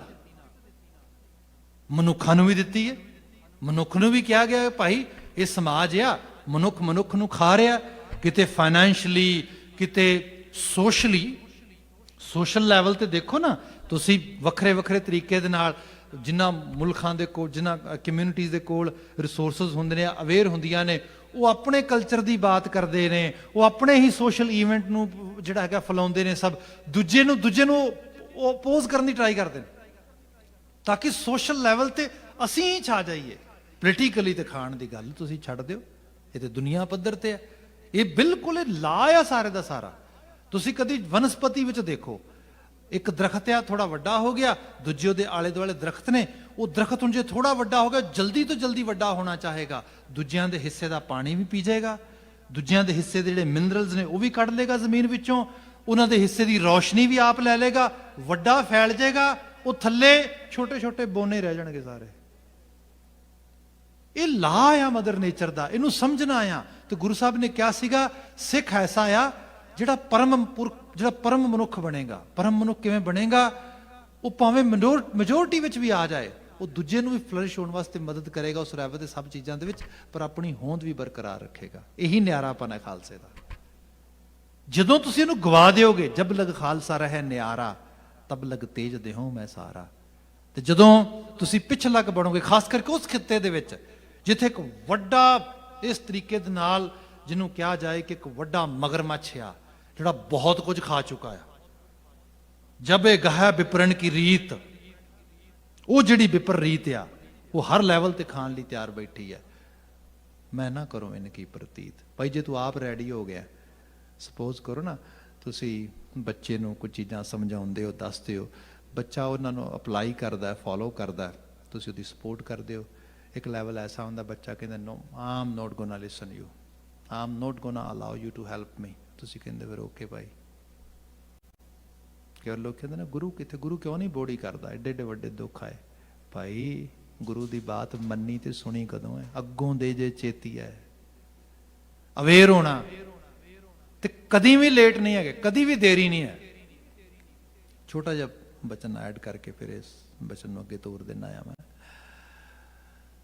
ਮੈਂ ਸ਼ਾਇਦ ਬਾਤ ਇਸੇ ਹਾਜ਼ਰੀ 'ਚ ਕੀਤੀ ਸੀ, ਮੈਨੂੰ ਯਾਦ ਪੈਂਦਾ ਆ। ਸਾਡੇ ਢਾਡੀ ਬੜੇ ਬੜੇ ਪੜ੍ਹੇ ਲਿਖੇ ਹਾਈਲੀ ਐਜੂਕੇਟਡ ਬਜ਼ੁਰਗ ਢਾਡੀ, ਕੁਲਵੰਤ ਸਿੰਘ BA। ਮੈਨੂੰ ਇੱਕ ਵਾਰੀ ਜਦੋਂ ਸ਼ੁਰੂ 'ਚ ਗਿਆ, ਸਾਂਝ ਬਣ ਗਈ ਤੇ ਬੜੇ ਪਿਆਰੇ ਸੀਗੇ, ਮੈਨੂੰ ਕਥਾ ਸੁਣਨ ਵੀ ਆਉਂਦੇ ਸੀਗੇ, ਪਿਆਰ ਵੀ ਕਰਦੇ ਹਮੇਸ਼ਾ ਉਸ ਤਰੀਕੇ ਨਾਲ। ਬਾਈ ਚਾਂਸ ਇੱਕ ਵਾਰੀ ਕੀ ਹੋਇਆ ਕਿ ਅਸੀਂ ਗੁਰਦੁਆਰਾ ਦਸ਼ਮੇਸ਼ ਦਰਬਾਰ ਉੱਥੇ ਸਰੀ ਇਕੱਠੇ ਹੋ ਗਏ ਤੇ ਉਹਨਾਂ ਦਿਨਾਂ ਦੇ ਵਿੱਚ ਉਹ ਸਿੱਖ ਰਾਜ ਕਿਵੇਂ ਗਿਆ ਇਹਨੂੰ ਬੜੀ ਤਰਤੀਬ ਦੇ ਵਿੱਚ ਸੁਣਾ ਰਹੇ ਨੇ ਸਟੇਜ ਦੇ ਉੱਤੋਂ। ਇੱਕ ਤੇ ਬੰਦਾ ਵੈਸੇ ਹੀ ਇਨਲਾਈਟਡ ਆ ਹਿਸਟੋਰੀਕਲ ਸਾਈਡ ਤੋਂ, ਲਿਟਰੇਚਰ ਵਾਲੀ ਸਾਈਡ ਤੋਂ, ਤੇ ਦੂਜੀ ਉਹਦੀ ਬੋਲਣ ਦਾ ਲਹਿਜ਼ਾ, ਕਮਾਂਡ ਬੜੀ ਹੈ, ਉਮਰ ਦਾ ਤਜਰਬਾ ਪੂਰਾ ਦਾ ਪੂਰਾ। ਜਦੋਂ ਸਟੇਜ ਤੋਂ ਬਿਆਨ ਕਰਦਾ ਸਿੱਖ ਰਾਜ ਜਾਣ ਦੀ ਤਵਾਰੀਖ, ਕਲੇਜਾ ਫਟ ਕੇ ਮੂੰਹ ਨੂੰ ਆਉਂਦਾ, ਆ ਕੀ ਬਣਿਆ। ਲਿਟਰਲੀ ਤੌਰ ਤੇ ਲੋਕੀ ਸਿਸਕੀਆਂ ਲੈਂਦੇ ਵਿੱਚ ਬੈਠੇ ਸੰਗਤ ਦੇ ਵਿੱਚ, ਰੁਦਨ ਆਉਂਦਾ, ਆ ਕੀ ਬਣਿਆ। ਮਤਲਬ ਉਹ ਬੰਦਾ ਬਿਆਨ ਕਰਦਾ। ਜਦੋਂ ਇਮੋਸ਼ਨਲ ਬਰਸਟ ਹੁੰਦਾ ਨਾ ਬੰਦੇ ਨੂੰ, ਕਈ ਵਾਰੀ ਬੰਦਾ ਆਊਟ ਆਫ ਕੰਟਰੋਲ ਹੋ ਜਾਂਦਾ। ਮੈਂ ਖੁਦ ਇਸ ਚੀਜ਼ ਦੀ ਮਤਲਬ ਗਵਾਹੀ ਭਰੀ ਇਸ ਰੂਪ ਦੇ ਵਿੱਚ ਕਿ ਅੱਗੇ ਬਜ਼ੁਰਗ ਬੈਠੇ ਐਵੇਂ ਬਹੁਤ ਸਾਰੇ, ਕਾਫੀ ਸੰਗਤ, ਵੱਡਾ ਹਿੱਸਾ। ਉਹ ਬਜ਼ੁਰਗ ਇੱਕਦਮ ਰੁਦਨ ਦੀ ਹਾਲਤ ਵਿੱਚ ਇਤਨਾ ਜ਼ਿਆਦਾ ਆਊਟ ਆਫ ਕੰਟਰੋਲ ਹੋਇਆ, ਉੱਠ ਕੇ ਖੜਾ ਹੋ ਗਿਆ। ਕਹਿੰਦਾ ਉਹ ਕੁਲਵੰਤ ਸਿਆਂ ਬਸ ਕਰ, ਬਹੁਤ ਹੋ ਗਿਆ, ਹੁਣ ਨਹੀਂ ਸੁਣਿਆ ਜਾਂਦਾ ਇੰਨਾ। ਉਹ ਕੁਲਵੰਤ ਸਿਆਂ ਉੱਥੇ ਕੋਈ ਵੀ ਚੱਜ ਦਾ ਬੰਦਾ ਨਹੀਂ ਸੀ, ਆਪਣੇ ਨੂੰ ਮਾਰੀ ਜਾਂਦੇ ਸੀਗੇ, ਬੁਰਛਾਗਰਦੀ ਹੋ ਰਹੀ ਸੀ। ਉਹ ਕੁਲਵੰਤ ਸਿਆਂ ਉਹਨਾਂ ਨੂੰ ਕੋਈ ਵੀ ਦੱਸਣ ਵਾਲਾ ਨਹੀਂ ਸੀਗਾ। ਉਹ ਇੰਨੀ ਅਧੋਗਤੀ ਮਚ ਗਈ, ਇਹ ਸਭ ਹੋ ਗਿਆ, ਉਹ ਕੋਈ ਵੀ ਨਹੀਂ ਸੀ ਸਿਆਣਾ ਬੰਦਾ। ਇਸ ਕਿਸਮ ਵਾਰ-ਵਾਰ ਬੋਲੀ ਜਾਂਦਾ। ਉਹ ਦੋ ਪਲ ਲਈ ਚੁੱਪ ਕਰ ਗਏ ਤੇ ਚੁੱਪ ਕਰਕੇ ਦੂਜਿਆਂ ਨੂੰ ਕਹਿੰਦੇ, ਬਜ਼ੁਰਗਾਂ ਨੂੰ ਬਿਠਾਓ ਥੱਲੇ, ਬਜ਼ੁਰਗੋ ਬਹਿ ਜਾਓ, ਮੈਂ ਤੁਹਾਡੀ ਭਾਵਨਾ ਸਮਝਦਾ, ਤੁਹਾਡੇ ਇਮੋਸ਼ਨਸ ਨੂੰ ਸਮਝਦਾ। ਬਜ਼ੁਰਗੋ ਤੁਹਾਡੀ ਗੱਲ ਬਿਲਕੁਲ ਠੀਕ ਹੈ, ਤੁਸੀਂ ਕਹਿੰਦੇ ਹੋ ਕੋਈ ਸਮਝਾਉਣ ਵਾਲਾ ਨਹੀਂ ਸੀਗਾ, ਕੋਈ ਨਹੀਂ ਸੀਗਾ ਇਹੋ ਜਿਹਾ ਜਿਹੜਾ ਸਹੀ ਪਾਸੇ ਪਾ ਸਕਦਾ। ਠੀਕ ਹੈ, ਤੁਸੀਂ ਉਦੋਂ ਦੀ ਗੱਲ ਕਰਦੇ ਹੋ, ਹੁਣ ਆ ਜਾਓ, ਹੁਣ ਕੀ ਹੈ? ਹੁਣ ਕੋਈ ਵੀ ਨਹੀਂ ਹੈਗਾ, ਦੱਸੋ। ਜਦੋਂ ਅਸੀਂ ਸਮਝਣਾ ਹੀ ਨਹੀਂ, ਜਦੋਂ ਅਸੀਂ ਸਿੱਖਣਾ ਹੀ ਨਹੀਂ, ਜਦੋਂ ਅਸੀਂ ਜਾਣਨਾ ਹੀ ਨਹੀਂ, ਮਨੁੱਖ ਲਈ ਸਭ ਤੋਂ ਵੱਡੀ ਜ਼ਰੂਰੀ ਚੀਜ਼ ਹੈ community education. What we are doing over here, beside our spiritual food, spiritual actually needs, we are trying to engage each other, actually all of our congregation member, with sense of community, sense of belonging. ਜਿਹੜੀ ਇਹ ਚੀਜ਼ ਆ ਤੇ ਇਹ ਕਿਸੇ wrong purpose ਵਾਸਤੇ ਨਹੀਂ ਹੋ ਰਹੀ। ਇਹ ਨਹੀਂ ਅਸੀਂ ਗੈਂਗ ਬਣਾ ਰਹੇ ਹਾਂ, ਇੱਕ ਮਲੇਸ਼ੀਆ ਖੜਾ ਕਰ ਰਹੇ ਹਾਂ, and one day we gonna invade, we gonna actually do some kind of ਜਿਹੜੀ ਹੈਗੀ ਹੈ ਮੈਸਿਵ ਕਿਲਿੰਗ, ਕਿਉਂਕਿ ਅਸੀਂ ਇਸ ਤਰੀਕੇ ਨਾ ਇਸ ਕਰਕੇ ਕਰ ਰਹੇ ਹਾਂ ਕਿ ਅਸੀਂ ਕੋਈ ਚੰਗੇ ਕੰਮ ਕਰਨੇ ਨੇ, ਕਾਰਜ ਕਰਨੇ ਨੇ, ਸਰਬੱਤ ਦੇ ਭਲੇ ਦੋ ਸਭ ਦੇ, ਪਰ ਉਹਦੇ ਨਾਲ ਆਪਣੇ ਆਪ ਨੂੰ ਵੀ ਪ੍ਰੋਟੈਕਟ ਕਰਨਾ ਹੈ, ਬਚਾਉਣਾ ਹੈ, ਦੱਸਣਾ ਹੈ ਸਮਾਜਾਂ 'ਚ। ਸਟਰਗਲ ਚੱਲਦੀਆਂ ਨੇ। ਆ ਸਿਰ ਤੇ ਦਸਤਾਰ ਵੱਜੀ ਹੈ, ਯੂਰਪ ਵਿੱਚ ਕਿੰਨੇ ਚੈਲੰਜ ਆਏ, ਸੈਕੰਡ ਵਰਲਡ ਵਾਰ 'ਚ ਹੀ ਆ ਗਏ। ਉਹ ਕਹਿੰਦੇ ਨੋ ਵੇ, ਇਹ ਦਸਤਾਰ ਕੀ ਕਰੇਗੀ, ਕੱਪੜਾ ਆ। ਇੱਥੇ ਜੰਗ ਦੇ ਵਿੱਚ ਤੇ ਬੜੇ ਮਾਰੂ ਹਥਿਆਰ ਯੂਜ਼ ਹੋਣੇ ਨੇ, ਗੋਲੀਆਂ ਚੱਲਣੀਆਂ ਨੇ, ਤੇ ਸਿਰ ਦੇ ਵਿੱਚ ਕੋਈ ਕਿਸੇ ਕਿਸਮ ਦਾ ਜਿਹੜਾ ਹੈਗਾ ਆਇਰਨ ਮੈਟਲ ਲੱਗ ਗਿਆ ਜਾਂ ਕੋਈ ਬੁਲਟ ਲੱਗ ਗਈ ਤੇ ਦੇ ਕੈਨੋਟ ਸਰਵਾਈਵ। ਤੇ ਵੱਡਾ ਹਿੱਸਾ ਉਸ ਬ੍ਰਿਟਿਸ਼ ਰੂਲਿੰਗ ਉਸ ਵਕਤ ਜਿਹੜਾ ਪਾਰਟ ਸੀਗਾ ਸਾਰਾ ਸਾਊਥ ਏਸ਼ੀਆ ਦਾ, ਖਾਸ ਕਰਕੇ ਇੰਡੀਆ, ਉਹ 'ਚ ਸਿੱਖਾਂ ਦਾ ਆਰਮੀ ਦੇ ਵਿੱਚ। ਕੀ ਕੀਤਾ ਜਾਏ, ਇਹਨਾਂ ਨੂੰ ਕਹੋ ਕਿ ਹਾਰਡ ਹੈਟ ਪਾਉਣ, ਦੈਟ ਇਜ਼ ਅਸੈਂਸ਼ੀਅਲ। ਉਹਨਾਂ ਕਿਹਾ ਨੋ ਵੇ, ਸਾਡੀ ਇੱਕ ਕਲਚਰਲ ਤੇ ਸਾਡੀ ਪਿਛੋਂ ਆਈਡੈਂਟਿਟੀ ਦਾ ਹਿੱਸਾ, ਅਸੀਂ ਨਹੀਂ ਛੱਡਾਂਗੇ ਇਹਨੂੰ। ਕੋਈ ਬੰਦਾ ਵੀ ਕਹਿ ਸਕਦਾ ਕਿ ਵਿਵੇਕ ਥੋੜਾ ਆ। ਦੇਖੋ ਹਰ ਚੀਜ਼ ਵਿਵੇਕ ਨਾਲ ਨਹੀਂ ਪਰਖੀ ਜਾਂਦੀ। ਕੁਝ ਚੀਜ਼ਾਂ ਤੁਹਾਡੇ ਇੱਕ ਕਲਚਰ ਦੇ ਵਿੱਚੋਂ ਤੁਹਾਡੇ ਨਾਲ ਆਉਂਦੀਆਂ ਨੇ, ਤੁਹਾਡੇ ਇੱਕ ਸਕੂਲ ਆਫ ਥਾਟ ਦਾ ਹਿੱਸਾ ਆ। ਉਹਨਾਂ ਨੂੰ ਤੁਸੀਂ ਇਸ ਕਰਕੇ ਕੈਰੀ ਕਰਦੇ ਹੋ ਕਿਉਂਕਿ ਜਿਵੇਂ ਪ੍ਰੋਫੈਸਰ ਪੂਰਨ ਸਿੰਘ ਨੂੰ ਪੁੱਛਦਾ ਇੱਕ ਜਾਪਾਨੀ ਸਕਾਲਰ, ਉਹਨਾਂ ਦਾ ਐਕਚੁਅਲੀ ਕੋਈ ਕਲਾਸਮੇਟ ਹੀ ਸੀਗਾ ਐਲੂਮਨਾਈ, ਤੇ ਉਹ ਆ ਕੇ ਪੁੱਛਦਾ ਆ, ਕਹਿੰਦਾ ਆ ਕਿ ਪੂਰਨ ਸਿੰਘ ਤੂੰ ਪਹਿਲਾਂ ਵੀ ਤੇ ਜੋਗੀ ਬਰਾਗੀ ਸੀਗਾ ਬਿਨਾਂ ਉਹਦੇ ਤੋਂ, ਮਤਲਬ ਨਾ ਕੇਸਾਂ ਵਗੈਰਾ ਤੋਂ, ਤੇ ਹੁਣ ਤੂੰ ਆ ਕੇਸ ਰੱਖ ਲੈ, ਦਾੜੀ ਪੱਗ ਬੰਨ੍ਹਣਾ ਸਿਰ ਦੇ ਉੱਤੇ, ਕੀ ਬਦਲ ਕੇ ਗਿਆ ਆ? ਇਹ ਚੀਜ਼ਾਂ ਤੇਰੇ ਵਾਸਤੇ ਕੀ ਐਕਸਟਰਾ ਕਰ ਰਹੀਆਂ ਨੇ? ਤੇ ਪੂਰਨ ਸਿੰਘ ਹਰਾਂ ਨੇ, ਪ੍ਰੋਫੈਸਰ ਪੂਰਨ ਸਿੰਘ ਦੀ ਬਾਤ ਕਰ ਰਿਹਾ, 2 ਪਲ ਲਈ ਪੌਜ਼ ਲੈ ਕੇ ਕਹਿਣ ਲੱਗੇ, ਤੈਨੂੰ ਦੱਸਾਂ, these are the signs of association। ਜਦੋਂ ਮੈਂ ਆਪਣੇ ਆਪ ਨੂੰ ਵੇਖਦਾ, ਮੈਂ ਐਸੋਸੀਏਟ ਕਰਦਾ ਆਪਣੇ ਆਪ ਨੂੰ ਆਪਣੇ ਗੁਰੂ ਨਾਲ, ਗੁਰੂ ਦੇ ਬਣਾਏ ਸਮਾਜ ਕਮਿਊਨਿਟੀ ਦੇ ਨਾਲ। ਆਹ ਚੀਜ਼ ਹੈ। ਉਹਨਾਂ ਨੇ ਸਟਰਗਲ ਕੀਤੀ, ਆਪਣੀ ਪ੍ਰੈਜੈਂਟੇਸ਼ਨ ਕੀਤੀ ਤੇ ਇਸ ਲੈਵਲ ਤੇ ਆਈ। ਸ਼ਾਇਦ ਆਪਨੇ ਕਦੀ ਤਵਾਰੀਖ 'ਚ ਪੜ੍ਹੀ ਹੋਏਗੀ ਬਾਤ, ਇਹ ਬ੍ਰਿਟਿਸ਼ ਆਫਿਸਰ ਨੇ ਬਾਤ ਜਿਹੜੀ ਹੈ ਇਹ ਬਾਅਦ ਵਿੱਚ ਲਿਖੀ ਵੀ ਸੀ। ਉਹਨੇ ਕਈ ਸੋਸ਼ਲ ਮੀਡੀਆ ਤੇ ਵੀ ਕਈ ਵਾਰੀ ਇਹੋ ਜਿਹੀਆਂ ਡਿਸਕਸ਼ਨਸ ਲੋਕਾਂ ਨੇ ਸੁਣੀਆਂ ਪੜ੍ਹੀਆਂ ਨੇ। ਇੱਕ ਲੈਵਲ ਐਸਾ ਆਇਆ, ਬ੍ਰਿਟਿਸ਼ ਜਿਹੜਾ ਹੈਗਾ ਆਰਮੀ ਨੇ ਇੱਕ ਪੈਨਲ ਬਣਾ ਦਿੱਤਾ, ਤੇ ਉਹ ਪੈਨਲ ਨੇ ਕਿਹਾ ਕਿ ਉਹ ਗੱਲ ਇਹ ਹੈ, ਤੁਸੀਂ ਵੀ ਆਪਣੀ ਗਾਤ ਰੱਖੋ। ਤੁਸੀਂ ਵੀ ਡਿਸੀਜਨ ਇਹ ਲਿਆ ਗਿਆ ਕਿ ਦੇਖੋ ਜੇ ਕਿਸੇ ਸਿੱਖ ਨੂੰ ਸਿਰ ਦੇ ਵਿੱਚ ਸੱਟ ਲੱਗਣ ਕਰਕੇ, ਕਿਉਂਕਿ ਹੁਣ ਤੁਸੀਂ ਹਾਰਡ ਹੈਟ ਨਹੀਂ ਪਾਣਾ, ਅਸੀਂ ਤੁਹਾਨੂੰ ਇਸ ਗੱਲੋਂ ਜਿਹੜਾ ਹੈਗਾ ਅਜ਼ੰਪ ਕਰ ਦਿੰਦੇ ਹਾਂ, ਅਜ਼ੰਪਸ਼ਨ ਦੇ ਦਿੰਦੇ ਹਾਂ, ਇਸ ਗੱਲੋਂ ਤੁਹਾਨੂੰ ਅਸੀਂ ਜਿਹੜਾ ਹੈ ਬਾਹਰ ਕਰ ਦਿੰਦੇ ਹਾਂ। ਪਰ ਜੇ ਕਿਸੇ ਨੂੰ ਸਿਰ ਤੇ ਸੱਟ ਲੱਗਣ ਕਰਕੇ ਮੌਤ ਹੋ ਗਈ, ਉਹਨੂੰ ਕੰਪਨਸੇਸ਼ਨ ਨਹੀਂ ਮਿਲੇਗੀ। ਇਹ ਚੇਤੇ ਰੱਖਿਆ। then you cannot claim any kind of compensation because you are choosing to die in that way, ਇਸ ਤਰੀਕੇ ਦੇ ਨਾਲ। ਤੇ ਆਪ ਹੈਰਾਨ ਹੋਵੋਗੇ ਤੁਹਾਡੇ ਬਜ਼ੁਰਗ ਕੈਸੇ ਹੋਣਗੇ ਵੀ ਸੋਚ ਕੇ ਤੁਸੀਂ ਦੇਖੋ।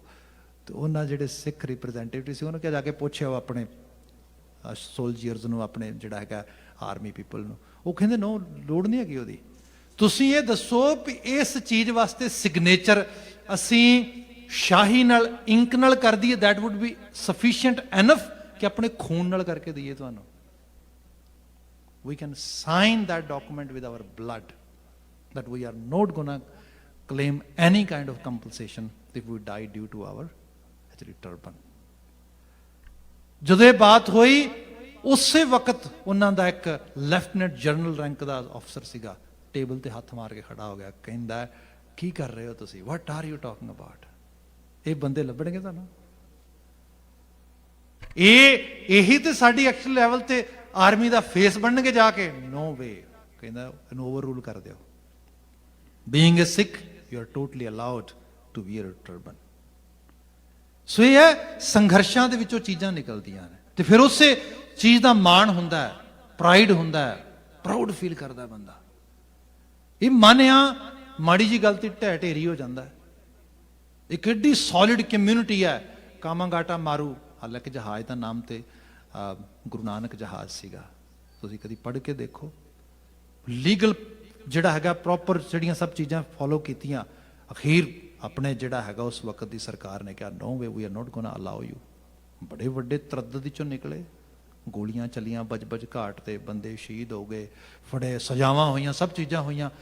ਬੰਦਾ ਵਿਵੇਕ ਦੇ ਇਸ ਲੈਵਲ ਤੇ ਕਈ ਵਾਰੀ ਸੋਚੇਗਾ what they earned after actually doing all these struggles, nothing। ਭਾਈ 100 ਸਾਲ ਬਾਅਦ 2 different prime ministers ਨੇ ਇਸੇ ਸੋਇਲ ਦੇ ਉੱਤੇ ਖੜੇ ਹੋ ਕੇ, ਇੱਕ ਨੇ ਉੱਥੇ ਦੀ ਇੱਕ ਪਾਰਕ ਦੇ ਵਿੱਚ ਕਿਹਾ we I feel sorry, I present my apology, ਕਿ ਐਕਸੈਪਟੇਬਲ ਨਹੀਂ ਹੈਗੀ। ਦੂਜੇ ਨੇ ਪਾਰਲੀਮੈਂਟ ਜਾ ਕੇ ਉਸ ਜਗ੍ਹਾ ਦੇ ਉੱਤੇ ਮੈਂ ਖੁਦ ਉਹਨੂੰ ਵਿਟਨੈਸ ਕਰਕੇ ਆਇਆ, ਤੁਸੀਂ ਵੀ ਜਦ ਦੇਖੀ ਹੋਏਗੀ, ਪੂਰੇ ਨਾਂ ਲਿਖੇ ਉਹਨਾਂ ਦੇ, ਸਾਰੀਆਂ ਚੀਜ਼ਾਂ। ਤਵਾਰੀਖ ਐਵੇਂ ਬਣਦੀ ਹੈ। ਪਰ ਇਹ ਹੈ ਅੱਗੋਂ ਦੇ ਜੇ ਚੇਤੀਏ, ਸੈਂਸ ਆਫ ਕਮਿਊਨਿਟੀ ਬਿਲਡ ਕਰੋ, ਐਜੂਕੇਟ ਕਰੋ ਆਪਣੇ ਆਪ ਨੂੰ, ਆਪਣੇ ਬੱਚਿਆਂ ਨੂੰ, ਆਲੇ ਦੁਆਲੇ ਨੂੰ। ਜ਼ਿੰਦਗੀ, ਕਈ ਵਾਰ ਬੱਚੇ ਕਹਿਣਗੇ okay if you are in Rome live like Romans, ਠੀਕ ਹੈ, ਅਖਾਣ ਹੈ ਆਪਣੀ ਜਗ੍ਹਾ ਤੇ, ਪਰ ਕਿੰਨੇ ਕੁ ਰੋਮਨ ਬਣੋਗੇ, ਕੀ ਕੁਝ ਛੱਡੋਗੇ? ਅਖੀਰ ਦੇ ਵਿੱਚ ਆ ਕਲਰ ਤੇ ਨਹੀਂ ਛੱਡ ਸਕਦੇ ਨਾ। ਜਿਨ੍ਹਾਂ ਨੇ ਕਲਰ ਵੀ ਛੱਡੇ, ਮਾਈਕਲ ਜੈਕਸਨ ਬਲੈਕ ਕਮਿਊਨਿਟੀ ਚ ਆਉਂਦਾ ਸੀ, ਡਾਂਸਰ ਬਣ ਗਿਆ, ਸੈਲਫ ਕੌਨਫੀਡੈਂਸ ਨਹੀਂ ਆਪਣੇ, ਇੰਨੇ ਵੱਡੇ, ਦੁਨੀਆ ਪਾਗਲ ਹੁੰਦੀ ਜਿਸ ਬੰਦੇ ਦੇ ਮਰਨ ਤੋਂ ਪਹਿਲਾਂ ਉਹਦਾ ਲਾਸਟ ਸ਼ੋਅ ਵਿਕਿਆ, ਤੇ ਆਪ ਅਹਿਸਾਸ ਕਰੋਗੇ ਟੋਟਲ ਕੁਝ ਆਵਰਸ ਦੇ ਵਿੱਚ ਸੋਲਡ ਆਊਟ, ਟਿਕਟਾਂ ਵਿਕੀਆਂ, ਮਰ ਗਿਆ। ਲੋਕਾਂ ਨੇ ਉੱਥੇ ਕਿਹਾ ਤੁਸੀਂ ਆਪਣੀ ਚਾਹੋ ਤੇ ਮਨੀ ਵਾਪਸ ਲੈ ਲਓ, ਅਸੀਂ ਜਿਹੜਾ ਹੈਗਾ ਉਸ ਤਰੀਕੇ ਦੇ ਨਾਲ ਪੂਰੀ ਮਨੀ ਜਿਹੜੀ ਹੈਗੀ ਤੁਹਾਡੀ ਅਸੀਂ ਰਿਟਰਨ ਕਰ ਦਿੰਦੇ ਹਾਂ। ਤੇ ਟਿਕਟਾਂ ਲੋਕੀ ਕੋਈ ਲੈ ਕੇ ਨਹੀਂ ਆਏ, ਬਾਅਦ ਜੋ ਟਿਕਟਾਂ ਬਲੈਕ 'ਚ ਵਿਕੀਆਂ ਐਜ਼ ਏ ਸੋਵੀਨਰ। ਕੈਸਾ ਨਾਚਾ ਹੋਏਗਾ, ਚਲੋ ਸਾਡੀ ਆਪਣੀ ਸੋਚ ਹੈ, ਪਰ ਉਹ ਨਾਚਾ ਕੈਸਾ ਕੈਸਾ ਡਾਂਸਰ ਆ ਦੁਨੀਆ ਦੇ ਵਿੱਚ, ਪਰ ਸੈਲਫ ਕੌਨਫੀਡੈਂਸ ਕੀ ਹੈਗਾ? ਜ਼ੀਰੋ। ਸੋਚਿਆ ਮੈਨੂੰ ਐਕਸੈਪਟੈਂਸ ਇਸ ਚਮੜੀ ਨਾਲ ਨਹੀਂ ਮਿਲੇਗੀ, ਚਮੜੀ ਵੀ ਬਦਲਦੇ ਆ ਆਪਣੀ, ਸਭ ਕੁਝ ਬਦਲ ਕੇ ਵੇਖ ਲਿਆ। ਜਿਹੜੀ ਅੰਦਰ ਦੀ ਇਨਫੀਰੀਟੀ ਕੰਪਲੈਕਸ ਸੀਗਾ, ਉਹ ਗਿਆਨ ਆ ਨਸ਼ਿਆਂ ਚਲਾ ਗਿਆ, ਮੌਤ ਹੋ ਗਈ ਉਹਦੇ ਨਾਲ ਜਾ ਕੇ। ਗੁਰਬਾਣੀ ਇਹ ਸਿਖਾਉਂਦੀ ਸਾਨੂੰ, ਜੋ ਹੈ ਉਹਦੇ ਤੇ ਪ੍ਰਾਈਡ ਫੀਲ ਕਰ, ਹਾਂ ਉਹ ਔਗੁਣਾਂ ਨਾਲ ਭਰਿਆ ਨਾ ਹੋਏ, ਗੁਣਾਂ ਨਾਲ ਹੋਏ। ਸਿੱਖੀ ਦੀ ਸਾਰੀ ਤਸਵੀਰ ਗਲੋਰੀ ਦੀ ਹੈ। ਹਰ ਪਲ ਤੁਹਾਡਾ ਪੇਕਾ ਘਰ ਹੈ, ਆਉਣ ਵਾਲਾ ਹਰ ਸਮਾਂ ਤੁਹਾਡਾ ਸਹੁਰਾ ਘਰ ਹੈ। ਪੇਕੇ ਘਰ ਵਿੱਚ ਰਹਿੰਦਿਆਂ ਸਹੁਰੇ ਘਰ ਦਾ ਆਚਾਰ ਸਿੱਖੋ, ਇਸ ਸਮੇਂ ਦੇ ਵਿੱਚ ਆਉਂਦੇ ਸਮੇਂ ਦੀ ਤਿਆਰੀ ਕਰੋ। ਗੁਰੂ ਬਾਬਾ ਜੀ ਇੱਥੇ ਬਿਆਨ ਕਰਦੇ, ਪੇਈੜੇ ਪਿਰ ਚੇਤੇ ਨਾ ਹੀ, ਪੇਕੇ ਘਰ ਬੈਠੀ ਨੂੰ ਸਹੁਰਾ ਘਰ ਚੇਤੇ ਨਹੀਂਗਾ। ਹੋਏਗਾ ਕਿ ਬੰਦਾ, ਹਾਲਾਂਕਿ ਜੀਣਾ ਹੁਣ ਵਿੱਚ ਚਾਹੀਦਾ, ਲੋਕੀ ਕਹਿੰਦੇ ਨੇ hope for best, ready for worse. ਆਸ ਚੰਗੇ ਦੀ ਰੱਖੋ, ਪਰ ਭੈੜੇ ਤੋਂ ਭੈੜਾ ਵੀ ਹੋਏ ਉਹਦੇ ਵਾਸਤੇ ਵੀ ਤਿਆਰੀ ਕਰੋ। ਤੇ ਉਹ ਤਿਆਰੀ ਅੱਜ ਹੀ ਕਰਾਂਗੇ ਨਾ, ਹੁਣ ਹੀ ਕਰਾਂਗੇ, ਇਨ ਪ੍ਰੈਜ਼ੈਂਟ ਟਾਈਮ। ਬਚਨ ਆਇਆ, ਪੀੜੈ ਪਿਰ ਚੇਤੇ ਨਾਹੀ, ਦੂਜੈ ਮੁੱਠੀ ਰੋਵੈ ਤਾਹੀ। ਜਦੋਂ ਦੂਜੈ ਮੁੱਠੀ ਡੁਐਲਿਟੀ, ਇੱਕ ਚੀਜ਼ ਬੰਦੇ ਨੂੰ ਕਹਿੰਦੀ ਹਾਂ ਆਉਂਦੇ ਸਮੇਂ ਬਾਬਤ ਧਿਆਨ ਦੇ ਕੇ ਕੰਮ ਕਰਨੇ ਚਾਹੀਦੇ ਨੇ, ਆਪਣੇ ਆਪ ਨੂੰ ਹਰ ਲੈਵਲ ਤੇ ਬਿਲਡ ਕਰਨਾ ਚਾਹੀਦਾ। ਦੂਸਰਾ ਥਾਟ ਕਹਿੰਦਾ ਕੋਈ ਨਾ, ਪ੍ਰੋਕਾਸਟੀਨੇਸ਼ਨ, ਬੜਾ ਟਾਈਮ ਪਿਆ, ਕਰ ਲਾਂਗੇ ਤਾਂ ਕੀ ਫਰਕ ਪੈਂਦਾ। ਫਿਰ ਠੱਗਿਆ ਜਾਂਦਾ ਬੰਦਾ, ਸਮਾਂ ਵਿੱਚੋਂ ਜਿਹੜਾ ਮਾਈਨਸ ਹੋ ਜਾਂਦਾ। ਫਿਰ ਉਹ ਇਹੋ ਜਿਹੀ ਮੁੱਠੀ ਦਾ ਮਤਲਬ ਠੱਗੇ ਜਾਣਾ। ਰੋਵੈ ਤਾਹੀਂ, ਫਿਰ ਧਾਹਾਂ ਮਾਰ ਕੇ ਰੋਂਦਾ, ਫਿਰ ਕਹਿੰਦਾ ਆਹ ਕੀ ਬਣਿਆ ਭਾਈ, ਸਮਾਂ ਰਹਿੰਦਿਆਂ ਧਿਆਨ ਨਹੀਂ ਦਿੱਤਾ ਤੂੰ, ਵਕਤ ਰਹਿੰਦਿਆਂ ਧਿਆਨ ਨਹੀਂ ਦਿੱਤਾ। ਜੇ ਆਪਾਂ 1984 ਨੂੰ ਦੇਖਦੇ ਹੈਗੇ ਆ, ਖਾਸ ਕਰਕੇ ਪਹਿਲਾਂ ਜੂਨ ਨੂੰ ਤੇ ਫਿਰ ਨਵੰਬਰ ਨੂੰ, ਅਹਿਸਾਸ ਕਰੋ ਨਾ, ਜਿਹੜੇ ਲੋਕ ਦੇਖੋ ਸਭ ਬਿਆਨ ਕਰਦੇ, ਕਹਾਂ ਸੋ ਭਾਈ ਮੀਤ ਹੈ ਦੇਖ ਨੈਣ ਪਸਾਰ। ਨੈਣ ਪਸਾਰ ਪੰਜਾਬੀ ਜਿਵੇਂ ਅਸੀਂ ਇਹ ਕਹਿੰਦੇ ਆ ਨਾ, ਅੱਖਾਂ ਨਹੀਂ ਖੋਲ ਕੇ ਵੇਖ ਸਕਦਾ ਤੂੰ, ਅੱਖਾਂ ਖੋਲ ਨਾ ਆਪਣੇ, ਸੌਰੀ ਟੂ ਸੇ ਪਰ ਇਹ ਵਰਡ ਮੈਂ, ਦੀਦੇ ਖੋਲ ਕੇ ਦੇਖ ਆਪਣੇ। ਜਿਹੜੇ ਤੁਹਾਡੀ ਆਮਦ ਦੇ ਉੱਤੇ ਤੁਹਾਨੂੰ ਇਹ ਕਹਿ ਰਹੇ ਨੇ ਕਿ ਇਹ ਜ਼ਰਾਇਮ ਪੇਸ਼ ਨੇ, ਬਕਾਇਦਾ ਤੌਰ ਤੇ ਸਰਦਾਰ ਮਹਿੰਦਰ ਸਿੰਘ ਰੰਧਾਵਾ ਗੱਲ ਲਿਖਦਾ, ਜੋ ਉਸ ਵਕਤ ਸਾਰੀ ਉਸ ਜਿਹੜੀ ਹੈ ਜੋ ਉੱਥੇ ਅਲਾਟਮੈਂਟ ਹੋ ਰਹੀ, ਉਹਦੀ ਰਿਸਪੌਂਸਿਬਿਲਿਟੀ ਉਹਨੂੰ ਇਹ ਬਕਾਇਦਾ ਤੌਰ ਤੇ ਆਰਡਰ ਸਰਕਾਰੀ ਤੌਰ ਤੇ ਦਿੱਤਾ ਜਾਂਦਾ, ਇਹਨਾਂ ਸਾਰਿਆਂ ਨੂੰ 200 ਕਿਲੋਮੀਟਰ ਦੂਰ ਰੱਖ ਦਿੱਲੀ ਤੋਂ, ਇੱਥੇ ਨਹੀਂ ਚਾਹੀਦੇ। mean you are not welcomed over there, be aware about it। ਜਿਹਨੂੰ ਇਹ ਗੱਲ ਆਲਰੇਡੀ ਦੱਸੀ ਜਾ ਰਹੀ ਹੈ, ਤੇ ਫਿਰ ਮਤਲਬ ਇਹ ਤੇ ਆਪ ਹੀ ਹੈ ਨਾ, ਅਸੀਂ ਆਪ ਕਿਸੇ ਭੁਲੇਖੇ 'ਚ ਆਪਣੇ ਆਪ ਨੂੰ ਜਿਹੜਾ ਹੈਗਾ ਬੰਦਾ ਕਿਸੇ ਇੱਕ ਇਲੂਜ਼ਨ ਵਿੱਚ ਜੀ ਰਿਹਾ ਹੈਗਾ। ਰਿਐਲਿਟੀ 'ਚ ਰਹੋ ਭਾਈ, ਰਿਐਲਿਟੀ ਇਹ ਹੈ। ਤੇ ਇਹ ਨਹੀਂ ਕਿ ਕਿਸੇ ਦੇ ਦੁਸ਼ਮਣ ਆ, ਕਿਸੇ ਨੂੰ ਅਸੀਂ ਮਾਰਨਾ ਕੁੱਟਣਾ ਹੈ ਇਸ ਰੂਪ ਦੇ ਵਿੱਚ। ਗੱਲ ਇਹ ਹੈ ਆਪਣੀ ਪ੍ਰੋਟੈਕਸ਼ਨ ਜਿਹੜਾ ਹੈ, ਸੈਲਫ ਡਿਫੈਂਸ, ਸੈਲਫ ਪ੍ਰੋਟੈਕਸ਼ਨ ਹਰ ਬੰਦੇ ਦਾ ਜਨਮ ਸਿੱਧ ਅਧਿਕਾਰ ਹੈ। ਮੈਂ ਤੇ ਕਿਹਾ ਕੁਦਰਤ ਨੇ ਛੋਟੇ ਛੋਟੇ ਬੀਜਾਂ ਨੂੰ ਵੀ ਦਿੱਤਾ ਹੈ, ਸੋ ਇਸ ਕਰਕੇ ਆਪਣੇ ਆਪ ਨੂੰ ਇਹਦੇ ਬਾਬਤ ਅਵੇਅਰ ਰਹਿਣਾ, ਇਹਦੇ ਬਾਬਤ ਜਾਗਦੇ ਰਹਿਣਾ। ਇੱਥੇ ਮਹਾਰਾਜ ਨੇ ਬਿਆਨ ਕੀਤਾ, ਭਈ ਧਾਹਾਂ ਮਾਰ ਕੇ ਕਿਉਂ ਰੋਣਾ ਆ, ਜੋ ਤੂੰ ਆਪ ਸਮਾਂ ਗਵਾ ਦਿੱਤਾ। ਬਚਨ ਆਇਆ ਇਹਦੇ ਵਿੱਚ, ਦੂਜੇ ਮੁੱਠੀ ਰੋਵੈ ਤਾਹੀਂ ਖਰੀ ਕੁਆਲਿਓ। ਕੁਆਲਿਓ ਕੁਚੱਜੇ ਘਰ ਵਾਲੀ। ਹੁਣ ਕੁਚੱਜਾ ਘਰ, घर सिर्फ तुहाडा वो नहीं हुंदा, घर तुहाडी एक्चुअल लैवल ते तुहाडी सोच आ। जिस बंदे की सोच ही करप्ट हो गई, सोच ही जिहड़ी है उस तरीके दे नाल जिन्हों सोच का मायना ही ठीक नहीं रहा, वो किवें अपने जीवन को सही रूप च लै सकता है। क्या खरी कुआलिओ करूप कुलखणी सुपना फिर नहीं पावणिया। फिर कहते रब नूं अकाल पुरख वाहिगुरू बौड़ी करेगा। भाई वो तो बौड़ी करता है, पर बौड़ी उन्हां नाल करदा है जिहड़े उहदी उस याद उस एहसास सचियार हो गए उस लैवल ते ये भी है जिहड़े लोग जुल्म करते जालम बनते सब कुछ। भाई ये मदर नेचर के ला नूं हर एक समझ लवे, ये सब वास्ते इक्को जिहा ही है। जिन्ना शाही दरबारां विच बैठ के अज ऑर्डर किए जाते इस किस्म के सब चीज़ां होंदियां, भाई उत्थे कदी नौबतां वजदियां सी औरंगजेब वर्गियां दियां, वो नहीं रहे। जे होर पिछे चले जाओगे उत्थे तुगलक खानदान के लोग भी रहिंदे हुंदे सी, कदी होर मतलब तुसीं देख लो सब। कदी शाही राजा शाही इंग्लैंड की इहदा सीगा इस रूप दे विच राज। ਉਹਨੂੰ कदी सुनाया जाता ਸੀਗਾ कि तू तो भारत की विधि का विधाता आ। वो लिखिया तो उन्हें टैगोर ने, ਉਹਦੀ तारीफ ਵਿੱਚ ਸੀਗਾ जॉर्ज पंचम की, भी तू ਇਹਦੀ किस्मत लिखण वाला आ। अखीर वक्त आए सब चीज़ों के उस रूप देखे। सो ये सारे वास्ते संदेश है, कोई बाणी सर्ब सांझी है, किसी एक वास्ते नहीं है। पर साहब कहते चेते रख, जे तू पिर नूं याद करेगा अज जो कर रहे हैं ਇਹਦਾ कल नूं रिजल्ट कॉन्सिक्वेंसिस दिखेगा, फिर तेनों कोई उस लैवल ते अफसोस झोरा नहीं होएगा, तो बल्कि चॉइसिस भी ठीक होणगियां तेरियां। अगला बचन लिखिया महाराज ने, पे जिहड़ा फिर मन वसाया, जिन्होंने अपने पेके घर विच रहिंदियां सहुरे घर वाले पति नूं मालक नूं अपने मन विच वसाया, भाव रब दे भै विच रहे, पूरा गुर हदूर दिखाया ते पूरे गुरु ने उन्होंने हाजर हजूर विखा दिता। गुरबाणी वार वार दसदी वो हाजरा नाजर आ, वो दूर नहीं गा, तेनों ही लगदा आ। अगला बचन, कामण फिर राख्या कंठ लाए, जिस कामण जिस जीवात्मा नूं कंठ ला के रखिया, हर वक्त एहसास रखिया कि वो परिपूर्ण अकाल पुरख वाहिगुरू ने जीवन दिता आ, ਉਹਦੇ कुछ असूलों मैं पालना है। इस चीज़ ਨੂੰ शब्दे पिर रावै सेज सुहावणे आ, ये फिजिकली पिर रावण की गल नहीं है। This is not some kind of physical discourses we are talking here, this is spiritual discourses. ये उस लैवल की बात हो रही है। उन्होंने क्या पिर रावै सेज सुहावणे आ, आपे देवै सद बुलाए।